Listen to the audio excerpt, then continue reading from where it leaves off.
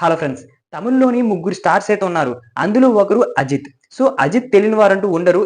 ఏ విధంగా తెలుసు అంటే ఎక్కువ మందికి కార్ రేసింగ్ అంటే ఇప్పుడు కార్‌ని ఎంతో వేగంగా తీయడంలోనైతే మన అజిత్ గారైతే చాలా ముందుంటారనమాట. అందరికంటే ముందు వరుసలో ఉంటారు అని చెప్పడంలోనైతే ఎటువంటి సందేహం లేదు. సో, ప్రెజెంట్ చూసుకున్నట్లయితే ఒక మూవీ అయితే మన అజిత్ గారిదైతే రావడం అయితే జరిగిందనమాట. అదే విడామయర్చి. సో, ఈ మూవీ చూసుకున్నట్లయితే తమిళ్‌లోనైతే వేరే లెవెల్‌లో కలెక్షన్‌తో దూసుకుపోబోతుంది భయ్య. మొదటి రోజు బుకింగ్స్ చూసుకున్నట్లయితే సుమారు 25,00,00,000 ప్రీ రిలీజ్ బుకింగ్స్ మాత్రమే ఓన్లీ తెచ్చుకుందనమాట.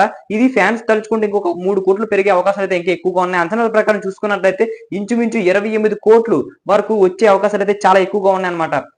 ఈ మూవీకి సంబంధించిన రివ్యూ చూసుకున్నట్లయితే ఆడియో అదే బ్యాక్‌గ్రౌండ్ మ్యూజిక్ అయితే దొలగొడిసాడన్నయ్య. దాని తోడు మన అదే అనిరుద్ కదా! మన బ్యాక్‌గ్రౌండ్ మ్యూజిక్ సంబంధించింది. సో, దానికి తోడు మూవీలో నుంచి ఎమోషన్స్ అదే విధంగా చూసుకున్నట్లయితే ఆ మూవీలో ఉన్న కామెడీ సీన్స్, అదే యాక్షన్ సీన్స్ ప్రతీదీ కూడా ఎలా వేరే లెవెల్‌లో ఉంటుంది అనైతే చూసిన వారైతే చెప్తున్నారన్నమాట.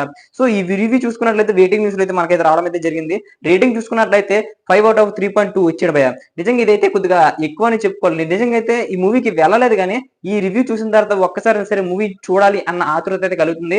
ఆల్రెడీ తమిళ్‌లో చూసుకున్నట్లయితే థియేటర్ల దగ్గర అయితే వేరే లెవెల్‌లో కుమ్మేసుకుంటున్నారు ఫ్యాన్స్ మొత్తం గూడా.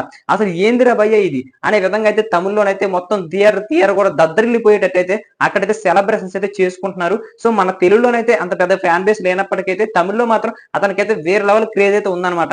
సో, చిన్న పాజిటివ్ అంటే మూవీ మీద చిన్నది పాజిటివ్ టాక్ వచ్చినా సరే భవిష్యత్తులో లాంగ్ రన్ లోనైతే ఈ మూవీ ఎలాగలేదన్నా సరే ఈ మూవీకి దగ్గర దగ్గర 40-50 కోట్లు బడ్జెట్ పెట్టుంటారని అయితే నేనైతే అనుకున్నాను. బడ్జెట్ అయితే అంచనా వేయలేదన్నమాట, చూడలేదన్నమాట నేనైతే.